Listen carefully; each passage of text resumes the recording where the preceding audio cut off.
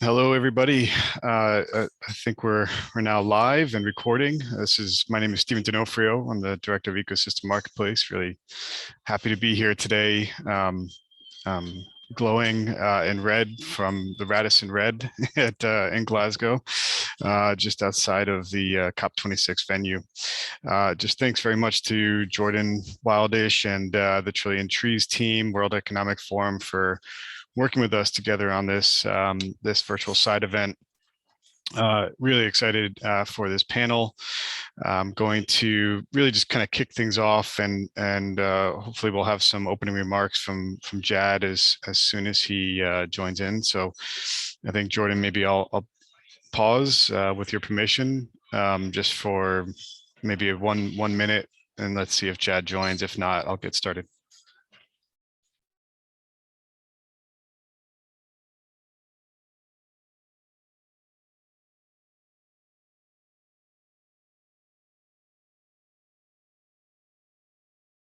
And just for the just for the viewers' knowledge, Chad is in the blue zone at COP, so that's why we're not sure if he's going to be able to join in. We know he's very busy right now.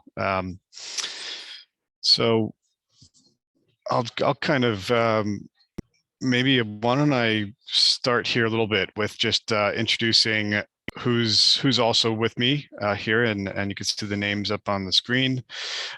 Just a really excellent panel, and this is I think we're in a little bit of a influx of just high quality folks, and it looks like Jad's here now. So Jad, I'm gonna put myself on mute, welcome you to join, but just to let you know, you're on mute in case you want to hop in here. That'd be great. Thanks. Hey, super. Thanks so much. Can you all hear me okay? Okay, great. Loud and clear. Yep. Okay, fantastic. Thanks so much. And hey, listen, I so apologize for the technical difficulties here. The COP venue, as those of you who are here know, is become quite complicated. You can't actually come and go. Once they hit their limit for the day, you're kind of locked in. And so it just makes the logistics of something like this a little bit more complicated. But we couldn't have picked a better time to have this panel. I'm right now right outside the nature zone here, which has been one hub of activity for the work of Forest for Climate and everything that we need to do to get it right, including the financing side of it. But I have to tell you, whatever everyone's saying is, kind of every pavilion feels like the nature zone. It's absolutely incredible. Literally, I would say 2/3 of the pavilions here have had some type of significant emphasis on nature-based solutions. And I think that what's been really striking to me is how much the finance dimension of this work has really led the conversation. I would actually go as far as to say maybe even to a point that's a little bit unhelpful, in the sense that it may be distracting folks from the reality that we also are ready to get the forestry details right. We know that there's more to this than just scaling it up. We have to scale this work up the right way. But with that said, I think what I've just noticed is really an unprecedented focus on working out the financial issues and looking at the full complexity of how do we think about public finance, diverse kinds of private finance, and how they all weave together. And so, as the negotiate, sort of another thing that's interesting about this COP, and I think there's a general observation that this feels particularly distinct here relative to prior COPs, is that what's happening in the official negotiations and in the plenary rooms has felt a little remote at times from the just incredible hub and diversity of activities that's taking place over in the pavilions in the main gathering space. But from having some conversations this morning with folks who are intimately involved in the negotiations, their feeling is that things are tracking really well. Tracking better than they've seen in prior COPs. These are people who have quite a bit of experience in this space, and that it's more at this point. The role of forest is very much, in the realm of how are we going to do this, as opposed to whether or not forest and the natural climate solution should be really robustly treated.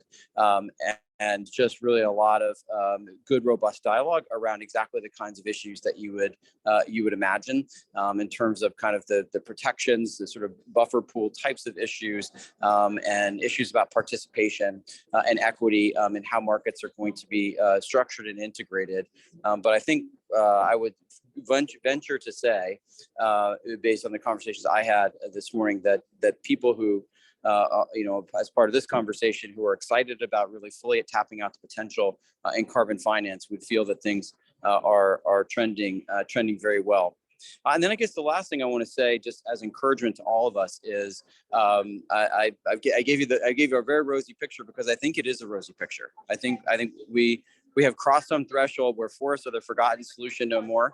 I mean, personally, I've been working on this for 15 years since co-founding the Forest Climate Working Group in 2007. We couldn't get arrested back then in climate conversations. We're sort of like this, very side issue, and it's really nothing short of staggering to be here in the middle of a COP. Where we're in the center of the room, not the periphery of the conversation, like never before. But look, I mean, the other thing happening here is there's a lot of attention, a tremendous amount of attention that's going to folks who are really critics of the process, particularly the youth voices that have been very, very dominant in the media. They've been very prominent both outside and inside. There is a lot of critique of forests that's coming from those voices. And I think a lot of it feels like it's driven by starting with the finance and not starting with the forests. And so I think it's a real, for me, it's a very instructive thing for all of us to remember that the rigor that we bring to the work that we're doing and the credibility that we bring to the work that we're doing is going to be absolutely vital if we're going to bring everyone on board for the work that we need to do ahead. Because we're not going to be successful if these incredibly influential, for example, youth voices are skeptics on the process and not buying in. But I also think it is really important that as we talk about this work, we just always remember to start with the basics. Never assume that people know the basics of the fundamentals of forests or climate change solution, setting aside how you pay for what the actions that are needed, but just really always start from the basics and assert the foundation of the importance of the work we're doing, legitimacy of the work we're doing, and then sort of move from there into the important questions that we need to answer about how to mobilize finance at the biggest scale possible with the greatest rigor possible. So I'm sorry, I probably blew my 5 minutes there, but it's an exciting moment. I hope that's helpful perspectives, and I'm really interested to hear others as well. Yeah, thanks so much, Jad. This is Stephen. Great to have you join us. And I know full well that blue zone. So I'm actually at the Radisson red, which is why I look like a different color here. But I am, also equally as excited. I mean, in the conversations I've been a part of, feel like there's a very interesting moment we're at where people are asking really, really good questions, really tough questions, but will lead us hopefully in the right direction. I wanted to just maybe pull back a second because we jumped right into you. I wanted to make sure we gave you the time. And are you going to be able to stay on with us? I don't know how much time you have to be with us here. Yeah, thanks. I'm going to be able to stay for about 40 minutes or so, and then I do have to actually go do an interview in a little bit. But I'm definitely here for 40 minutes, and hopefully it's not too distracting with people walking by me in the background.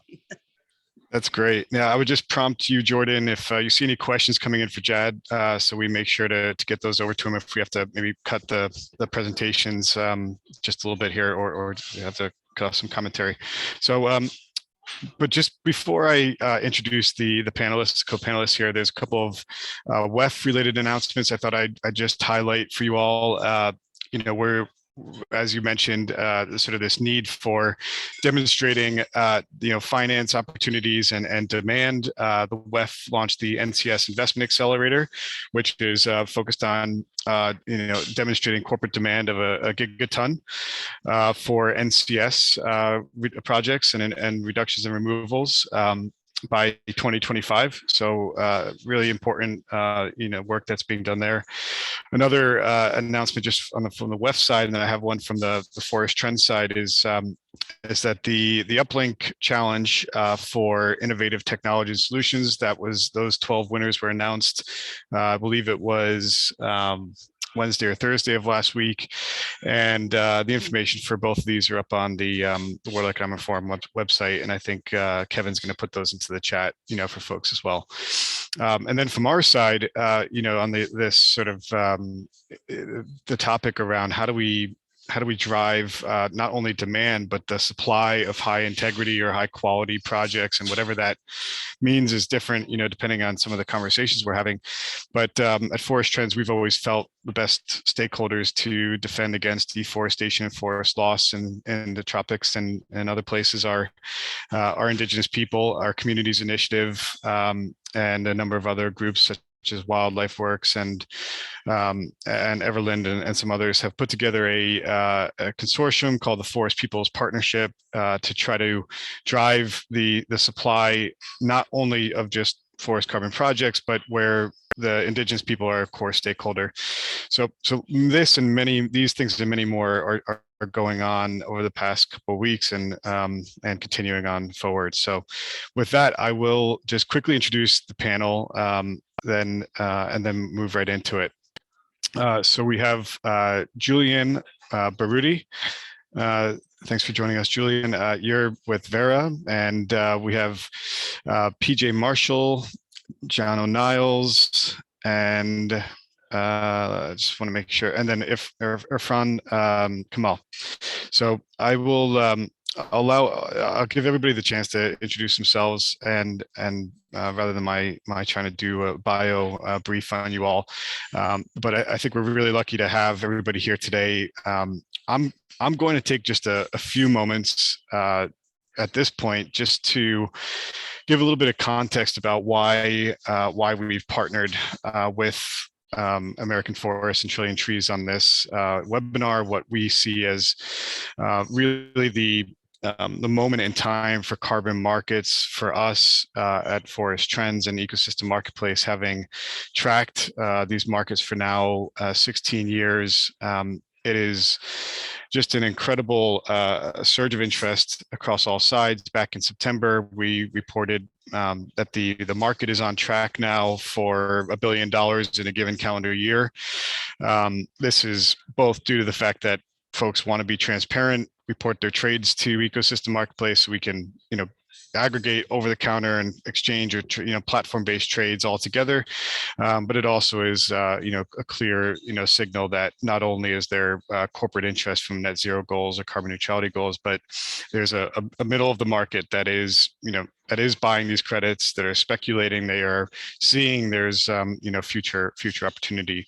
And so I have a couple of slides here that I'll pull up onto the screen, and I just want to make sure I'm doing this properly. Jordan, let me know if anything technically goes wrong or technologically goes wrong here.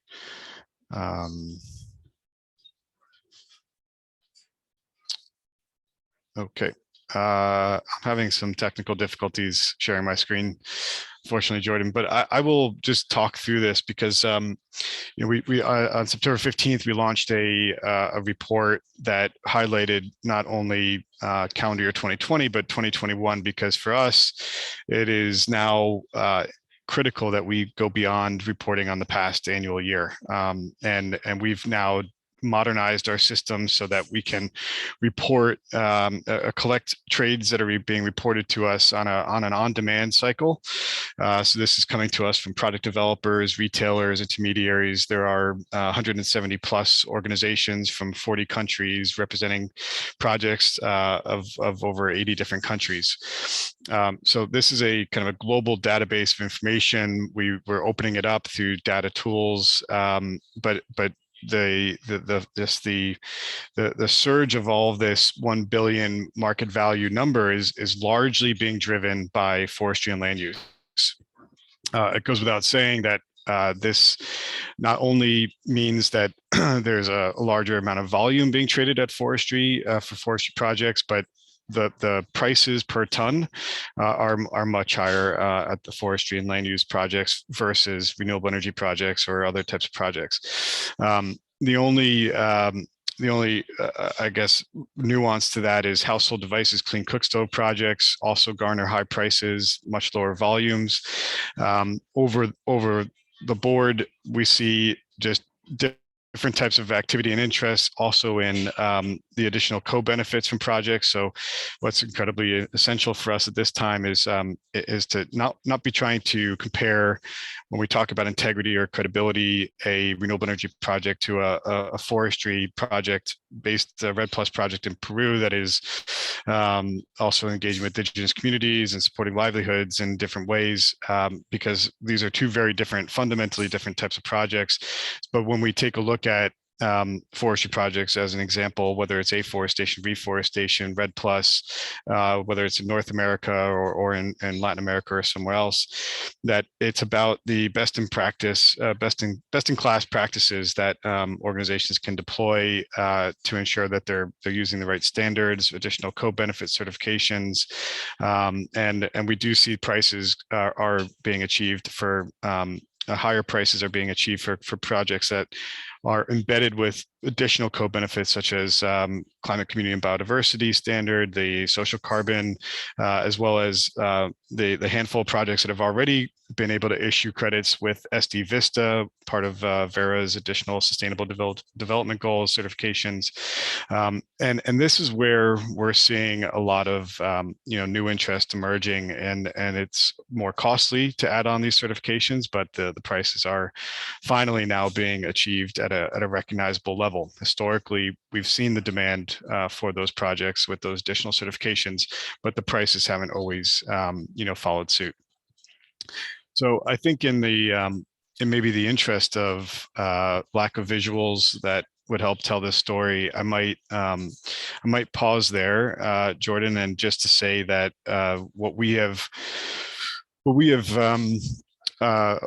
done, and we will be putting out a bulletin in the next day or two, is an update from our numbers that we launched on September 15th. So this will now be year 2021 through the end of October, and that $1 billion mark that we thought we would hit is clearly been hit, and actually we're exceeding that already this year, and it's even more so driven by forestry projects. And so this is a really timely conversation to have this discussion about all the different innovations, the ways in which we're driving greater quality and greater supply of credits, but also that this is not done in a void. The demand is really clearly positioning towards these types of projects as well. So I think this is maybe where I will welcome the next speaker, which PJ, I think I'll bring this over to you here with Restore the Earth Foundation.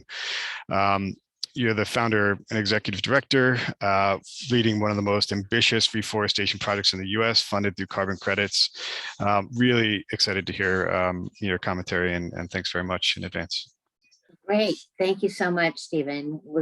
We look forward to sharing here. Are we going to? Oh, great, that's what I wanted to find out. So in talking about funding reforestation through carbon finance, just a little background.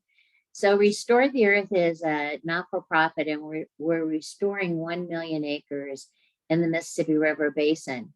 What's kind of unique about this is our history is in the private sector. So we really put a business model together that's based on a scalable private-public partnership, and where we're restoring this 1 million acres on private land that has been identified and prioritized by the USDA NRCS.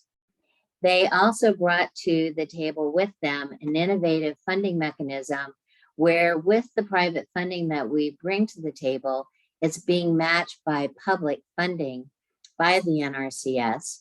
And in this model, Restore the Earth owns all the green attributes that are generated off this reforestation, so we can assign them to our private investors based on their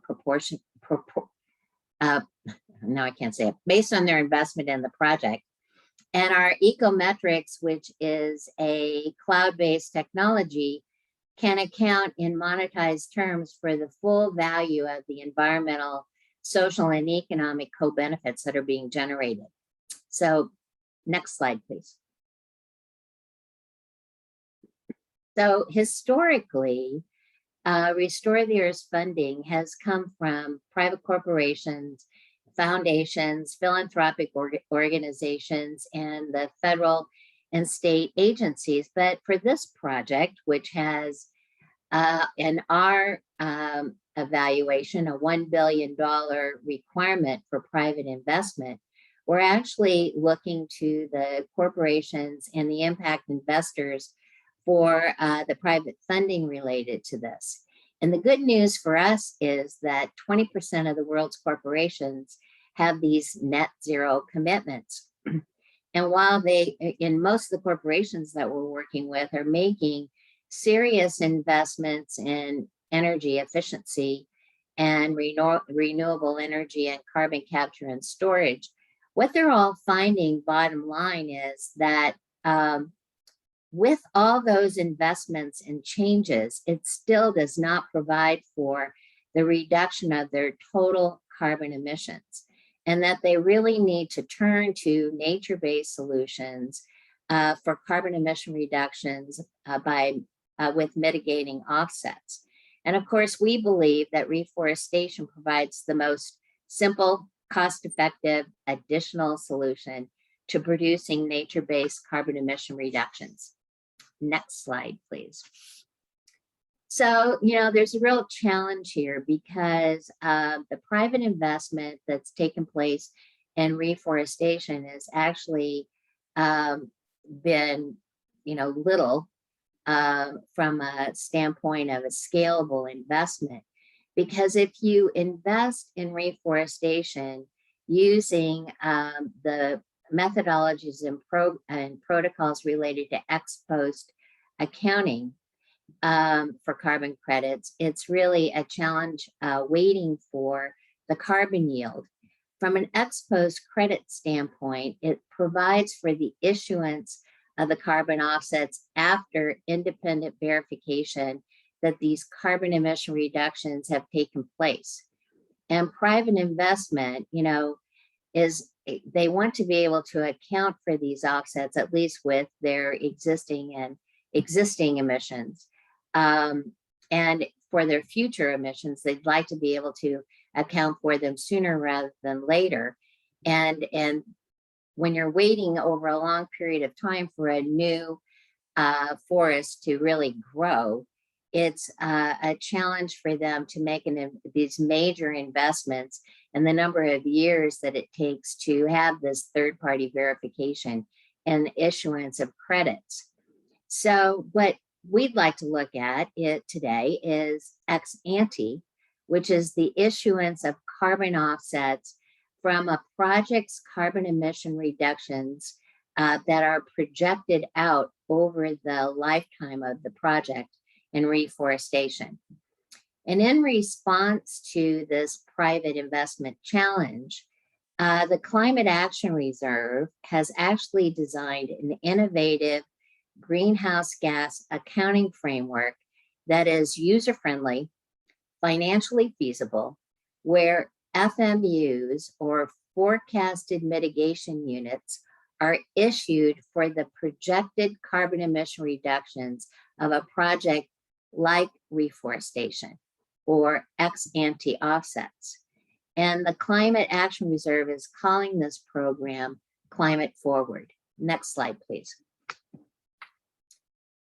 So related to the reforestation methodologies and protocols, Restore the Earth actually worked with the Climate Action Reserve and Terra Carbon, which we brought along. Terra Carbon is a leading expert in carbon offsets, to develop the reforestation methodologies and protocols.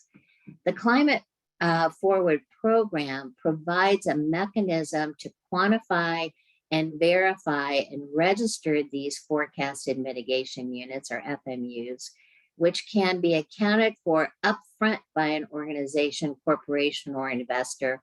And those offsets can be put in their carbon portfolio for their projected future carbon emissions. There's an upfront issuance for the estimated project life of the carbon emission reductions, less a reserve reserve pool. And for Restore the Earth, we've been offering these FMUs to buyers in the voluntary market to help provide for private funding for our reforestation projects. Next slide, please. So the Climate Forward is designed to accelerate action on climate commitments, encouraging those net zero targets to proactively invest today in projects that mitigate future carbon emissions. It's for companies and organizations to strategically implement their projects now to mitigate emissions generated in the future. So you're looking at any kind of new projects, whether it's new manufacturing, new transportation, facility expansions, and even scope 3 emissions. What it's not appropriate for are addressing current emissions in a compliance program, and it's not appropriate for scope 1 and 2 emissions to claim carbon neutrality. The program is committed to transparency and has all the project activities, underlying documentation, credit assurances, and retirement publicly available through the CAR registry. The Climate Forward program recognizes the greenhouse gas benefits of a project under the program by using these forecasted mitigation units, where one FMU represents 1 metric ton of anticipated CO2 equivalent reduced to balance against 1 metric ton of anticipated CO2 emitted. Next slide, please. So the Climate Forward has multiple methodologies and protocols for projects that provide carbon emission reductions, not just reforestation. But let's look at some of the, let's pop to the next one. Next slide, please, and look at some of the comparisons with FMUs and offsets. So from an so this is with the Climate Action Reserve, just comparing the FMUs and offset methodologies and protocols in its program. So the FMUs obviously are issued for forecasted carbon emission reduction. They're used to mitigate anticipated future emissions versus, to mitigate any emissions, past, present, and future, which the offset program does. These projects can be located anywhere in the world. And,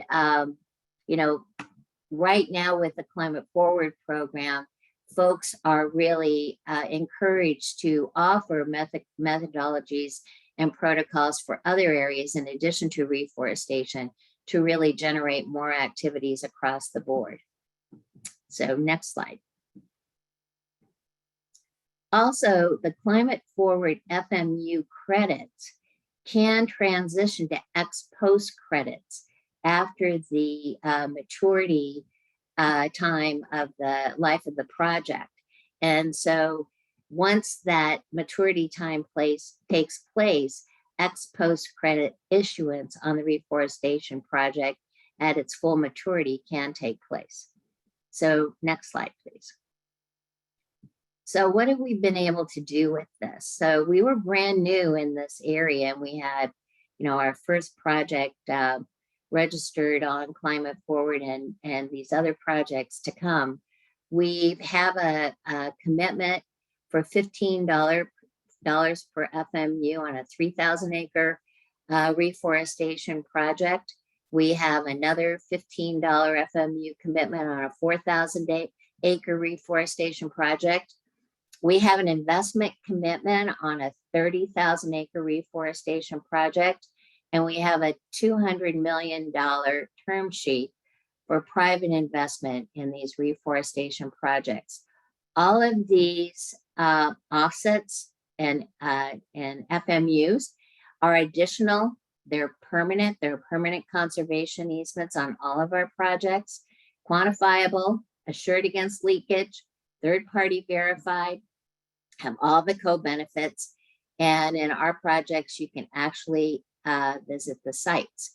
So we're really bullish on the Climate Forward program and the FMUs, and we're finding that the corporations, but really the commodities market is really embracing this approach, where they feel that generating these carbon emission reductions are something that they want to place their investment in and have them available for the future.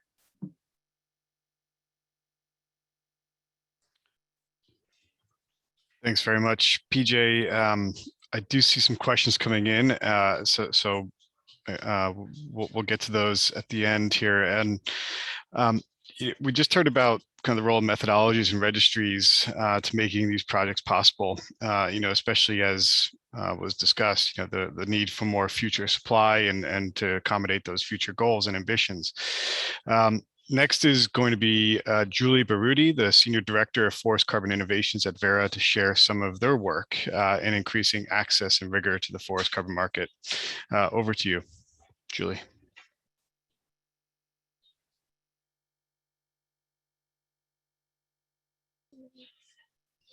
Julie, we're not able to hear you. There you go.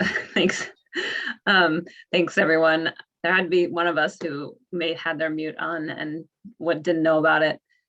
So thank you for inviting me to participate in this event. Thank you for everyone who's in attendance. And I am just eager to share from Verra's perspective, a standards perspective, what some of the most significant developments that standards can enable to drive climate change mitigation through forest carbon markets. Next slide. So Verra is a nonprofit organization. We were established in 2007, and our mission is to catalyze measurable climate action and sustainable development outcomes.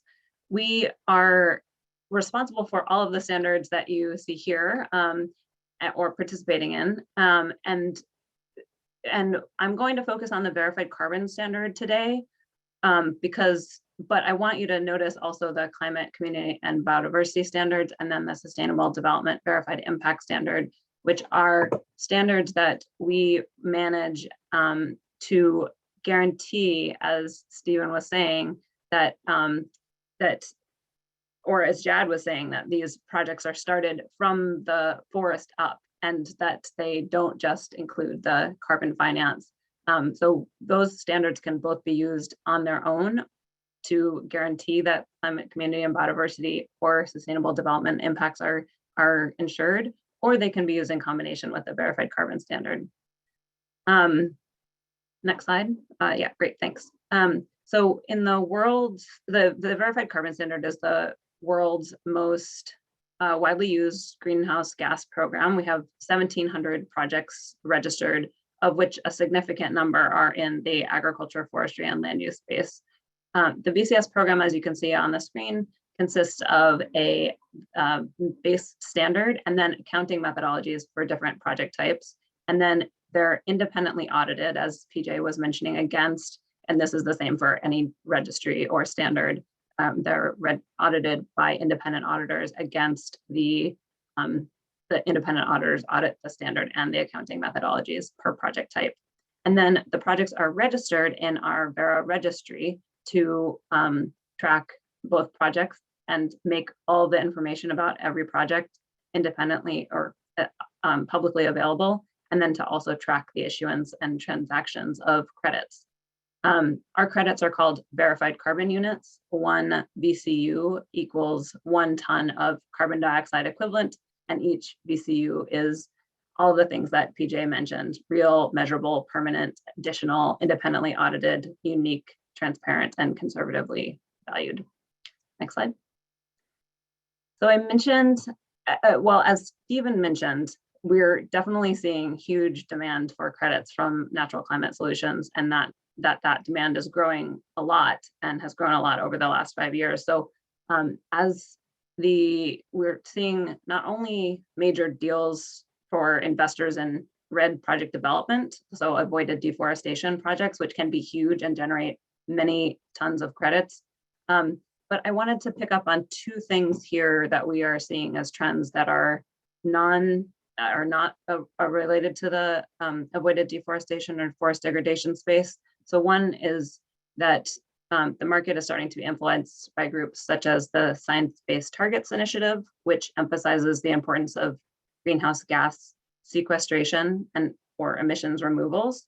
And so that is particularly powerful for certain natural climate solutions removals activities, such as afforestation, reforestation, and improved forest management.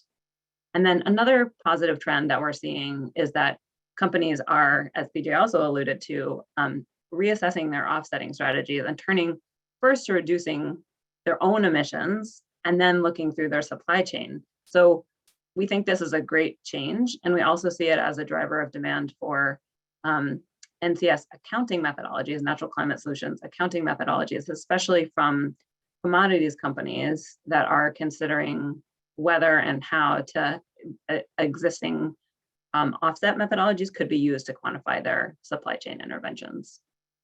Next slide. So in terms of projects that we support, we're constantly looking to scale up the market, the impact that our standards facilitate by making requirements accessible while still maintaining the rigor that the market demands. So our existing forest carbon methodologies cover improved forest management, forest conservation, reforestation, and avoided deforestation and forest degradation. However, we are currently developing methodologies. We're always working to develop new methodologies. So with partners, we're developing a methodology for afforestation, reforestation, and restoration, which is about to undergo consultation, and consultation will begin in December. We're developing a fuels treatment program or methodology for increased fire resiliency of forests in the US West, at least, hoping to expand that globally. We are also revising our unplanned avoided deforestation methodologies to make them more consistent with each other and better aligned with jurisdictional approaches that we see as a positive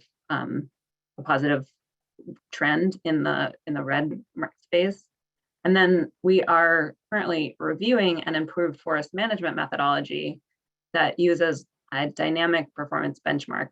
So performance benchmarks are used to determine both additionality and baseline. And this is getting a little bit into the weeds, but for those of you who do know more about the quantification of carbon projects, I just wanted to give this as a quick example of how we're trying to make projects more accessible to more people. So by introducing a dynamic performance benchmark, you not only get the benefit of having the additionality and the baseline directly measured or directly demonstrated, but you also have consideration of changes in the sector or activity type in real time. So they're really great for high variability situations. And then methodology, yeah, you can stay on that programmatic innovation slide. But the two different methodology developments that are covered on this slide and relate to methodology developments are the laid harvest using a tenure approach. That is a methodology that we have in our pipeline. And then the integration of powerful monitoring, reporting, and verification technologies across all of our methodologies, and specifically with certain ones in the future. So those are, we're trying to be proactive about evolving the VCS program as well as our methodologies. So one example is with respect to permanence. Verra pioneered the buffer pool approach that made forest carbon projects possible. So in the buffer pool system, each project deposits a certain amount of credits to cover into a holding account every time it issues. And that buffer is used to cover any what we call reversal. So like a fire or some event that happens to a project that it can't cover with its future issuance. So that system functions really well, and the Verra buffer system is strong. However, we are working on improving the tool that indicates how much credit a project has to put into the buffer every time it issues to take into consideration the impacts of climate change. And then we're looking at other options for insurance or other options as an alternative to the buffer. So insurance is one of them. If they use insurance, project proponents, brokers, or buyers would be responsible for purchasing insurance products that cover future reversals. And then another option is tenure accounting. So in tenure accounting, there is no, a tenure is a metric ton of CO2 equivalent stored for 1 year. So there is no contribution to the buffer and there is no permanent monitoring. So in that approach. So I'm happy to answer more questions about tenure or insurance options in the Q&A. But I want to move on now to technological solutions that we're building into our program. We've built out our staff significantly recently to look into technological solutions with the objective of improving quality, transparency, and cost effectiveness of monitoring, reporting, and verification. Some examples are shown here on the screen. They're digitized methodologies or remote sensing based methodologies that leverage artificial intelligence and automated verification. We'll be convening a working group soon to maximize the use of these new technologies to make sure that we are inclusive and that we maintain the rigor of the VCS program. Next slide. So the projected carbon unit is quite similar to forward crediting under the Climate Action Reserve, with one exception, that we wanted to develop something that would allow projects to get finance upfront for those projects that need finance upfront and don't have a rapid turnaround in terms of emission reductions and aren't able to sell VCUs right away. So unlike a VCU, the projected carbon unit can be issued before an emission reduction or removal has been generated, but it isn't converted into a VCU, which can be used for offsetting purposes until the emission reduction is verified to have taken place. So it's not an ex-ante credit, it's just a financial unit that is serialized and underpins transactions. So we ran a public consultation on this last year, and we have been exploring it with the market and regulators, and we have a further announcement expected on the PCU in Q1 of 2022, and we expect to launch it by mid-2022. And my final slide is next. I just wanted to go over a few of the, or just put up here on the screen. I don't expect that you will read these all.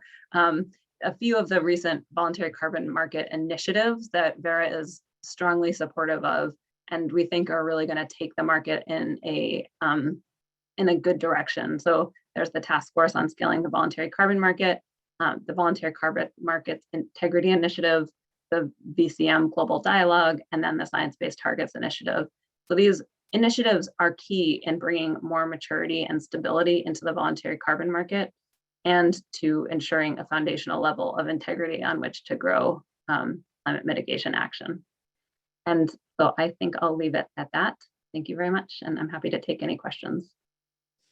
Thanks so much, Julie. I'll be swift in passing it over to Jono, but just to mention that we track the registries, and we have about 14 registries now in our meta registry on our data dashboard.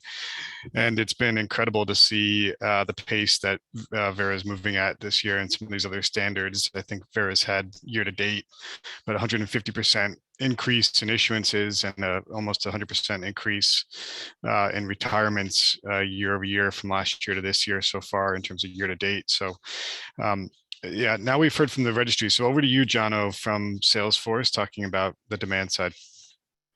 Yeah, thank you so much. What a panel, and what a set of innovation we've heard about. I kind of want to reflect, I guess, on what I've heard, which is, as Jad and anyone here at COP26 know, the forest carbon world has clearly hit its stride, and the standards and the innovations of 5 or 10 years ago are clearly in the rearview mirror. And we've got all these initiatives that Julie talked about. PJ's really exciting innovation with her initiative, and the stuff that we're hearing from Verra in terms of more forward carbon purchases, more innovation in technology, a whole bunch of methodological innovation. I think from our perspective as sort of a buyer, we obviously follow the mitigation hierarchy as best we can.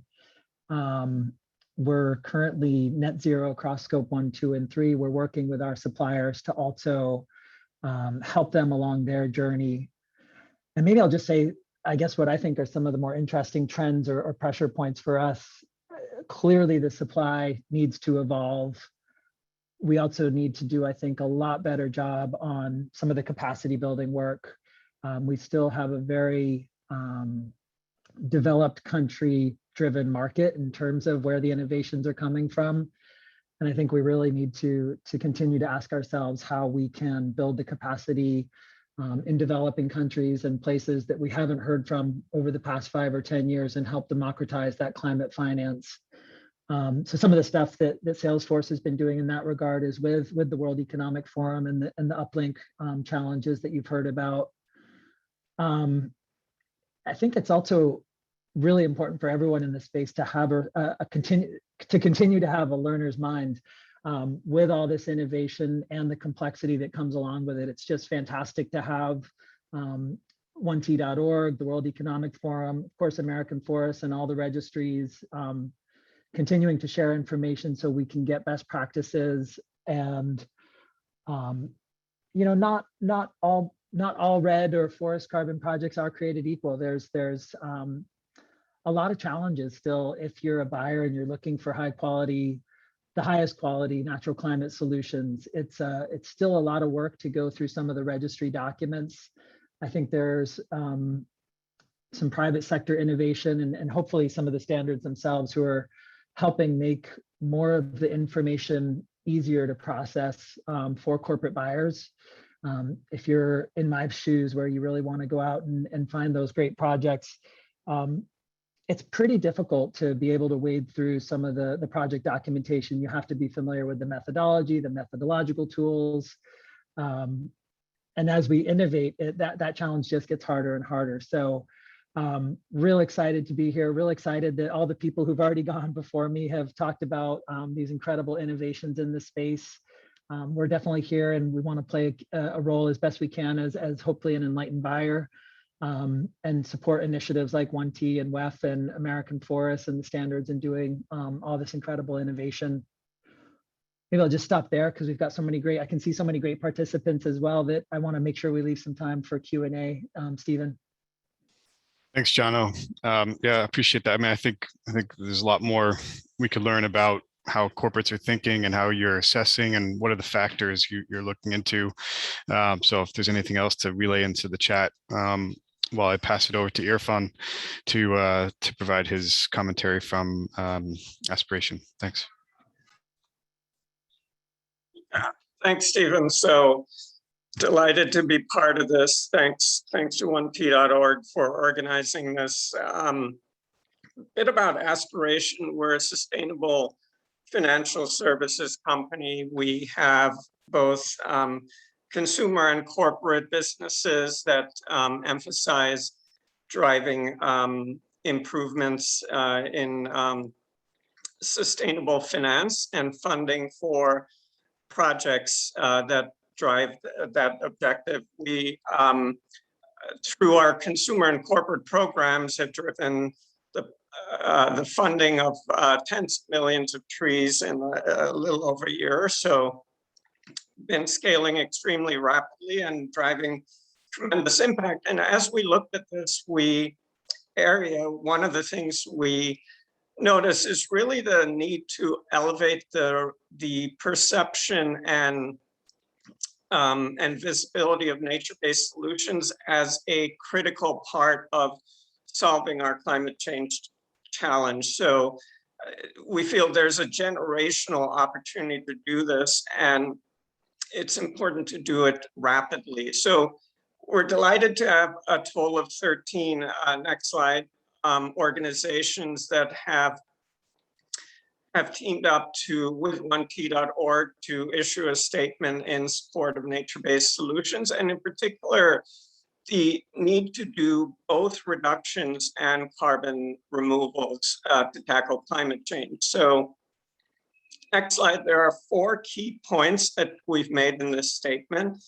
that we think are critical to communicate. And I will post the link to the statement and would appreciate anyone who wants to share with their networks the statement to help raise visibility around this need for nature-based solutions. So I'll go through these four items very quickly and leave you with the link to read more. So the four key things that support this strategy of both reducing and removing, and we believe that this needs to be done simultaneously, so not in sequence. There's a need to act today. The first is, you've seen the IP, or a lot of you have seen the IPCC curves in research. There's no credible pathway to limiting the worst consequence of climate change without nature-based solutions. The second is that talking to the financing side with Aspiration is investing in, as a financial services firm, good funding for carbon projects, reforestation, and conservation is critical. So, we feel that $1 billion, as Stephen announced, is tremendous, but it needs to be an order of magnitude or two larger to really have an impact at a gigaton scale level. So financing is critical to that, but I think it's global financing. So it's supporting projects wherever they are in the world that will help drive this type of ecosystem. And one of the things there is really understanding and figuring out that helping countries and projects and organizations and NGOs within countries have that financing, so that reforestation and afforestation are actually economically more attractive than deforestation or uses for other reasons. That's a critical second part to the four reasons we think this is important. Third part is companies can accelerate their climate action. A lot of corporates, Aspiration is both a buyer and a producer of programs around carbon. So we look at it from both perspectives, and we think that corporations now have the ability to aggressively accelerate and not wait until 2030 or 2040. A lot of what we've talked about today is that there are mechanisms and ability, although there's a lot of supply that needs to come online, to start doing this today and over the next several years.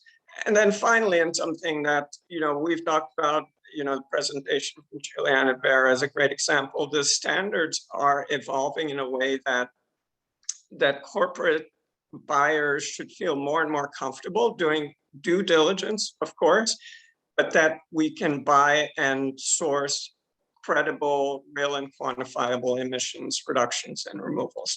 So we're very excited. I'll post a link to the statement and would love to see it shared and increase the perception of nature and the reality that nature-based solutions can and should be contributing at the $100 billion scale in addressing this problem. And it's really important, I think, that we all come together and do that as aggressively as possible. Thank you, Irfan. That was great. Yeah, right on the mark. And I just wanted to highlight a couple things here while I take a look at these Q&A. And one, I'll be really quick, but a few years ago, we ran some analysis on companies and their efforts to reduce emissions or address emissions while offsetting, and the myths that we were able to bust here in the conversation about, do companies focus on all these issues at once or just offsets? It was very clear that it's the companies that are investing more into direct emission reductions that are offsetting, the ones that have a larger handle on their scopes 1, 2, and 3 footprints are the ones offsetting, and also the ones that have targets that they've set. So transparency leads to awareness and leads to opportunities to make these types of investments that we're talking about here today.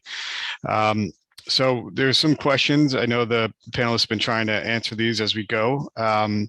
There's one question that came in early on. I don't think it's been answered yet. How do you take into account the ex ante risks of non-realized benefits? who would like to address that? I think that was directed to me.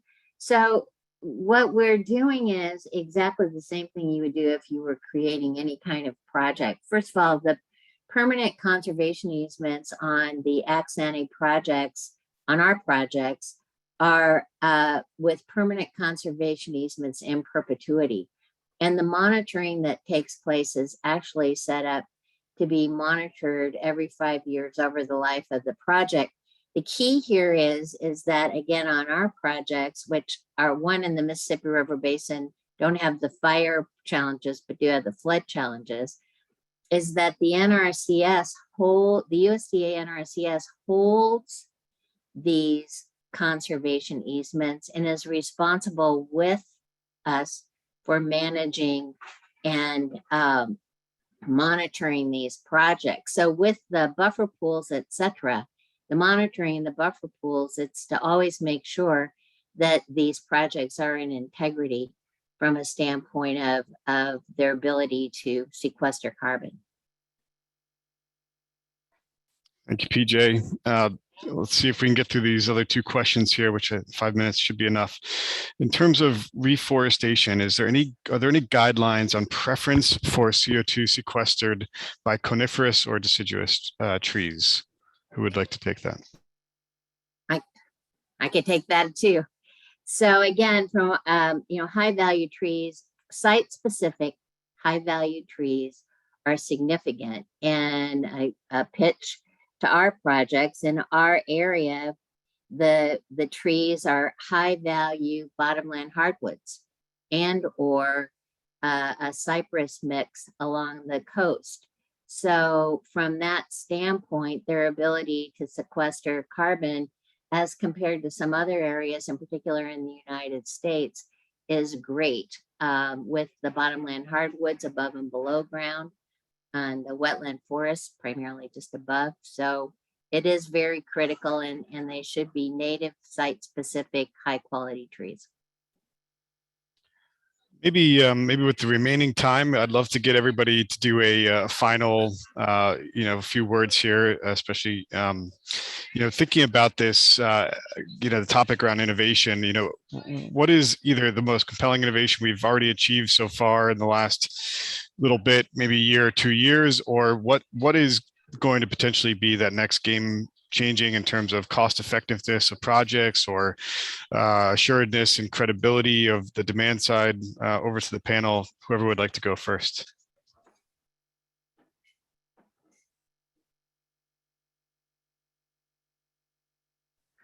I can start. I think that the advances that we are making and seeing in different technology platforms are going to be a huge game changer in the forest carbon space, especially, but in natural climate solutions generally. I think that we are going to have to figure out new ways as standards bodies in particular to integrate these new technologies and make sure that they are still able to use, that the project developers using these new technologies are able to adhere to rules that meet what the carbon market wants, which is good governance and credits that are certified against consistent standards. So I look forward to the challenges of getting into that work and working with the technology companies to do that.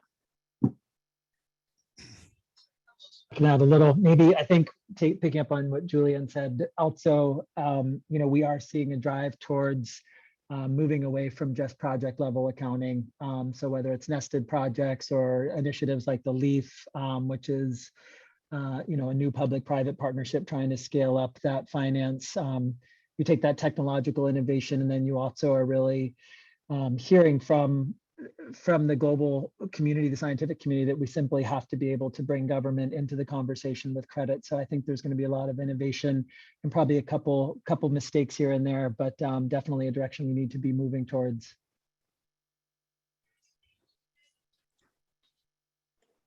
And I think from our perspective, what's some of the most exciting areas around remote monitoring and sensing, and some of the technologies that allow for AI-based tracking of reforestation or afforestation or conservation projects much more precisely as we grow these projects around the world.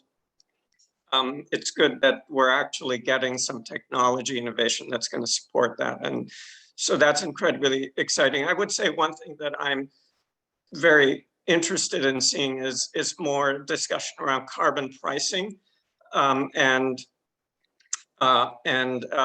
you know, the role of governments or other entities in setting carbon prices or providing some sort of guidance there. I think that there's still in some corners of the market a perception that you can buy low cost credits and support the evolution of this industry in that way. And I don't think that that's going to be effective going forward. Completely agree with that, Irfan. That we're putting out a briefings very soon about prices or projects that are achieving higher prices, and what that looks like. You know, what kinds of projects are achieving those. Would love to follow up with you on that. Jad and PJ, anything from you both? Yeah, Stephen, can I jump in for a sec? Because I think I really, but this has been a great panel. I'm glad my interview got delayed, so I was able to stay for the whole of it. And this has been a super discussion. It's just very exciting to see this innovation. I put some plus ones in the chat around this demand to figure out the CDR component of the supply that we're creating, the need to innovate in order to do that. And I think we're hearing great examples of folks who are doing that, which is super. I just want to note that there's a context here I don't think anyone's mentioned yet, and I didn't mention in my introduction, which is the passage of the infrastructure bill and the likely imminent passage of the Build Back Better Act. $8.6 billion for Forest for Climate in the infrastructure bill, 2.67 billion of that for reforestation, and a wide range of things, including our seed and seedling strategy nationally, all sorts of different ways in which that will feed into matching and aligning with the work that we're talking about here. But then $30 billion in the Build Back Better Act, which will also have some implications, some opportunities if we play it the right way. I mean, it includes hundreds of millions of dollars for improving FIA data in ways that align with some of the needs that folks have talked about. And so opportunities for incubating new project types.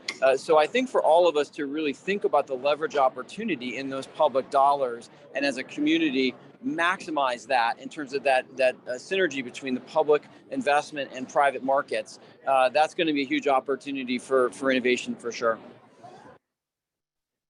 Thanks for bringing that into the discussion, Jad. Completely, yeah, we missed bringing that up, but very relevant points. And PJ, this will be with you then to close us out.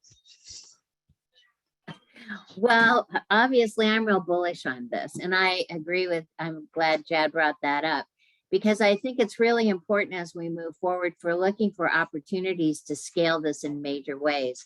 And the only way we really can do it with the innovations that we've talked about today, but also with these public partnerships, because that's really going to be driving our capacity to make a difference on a global basis. So we need to wrap our heads around on moving that forward and work together to make it happen.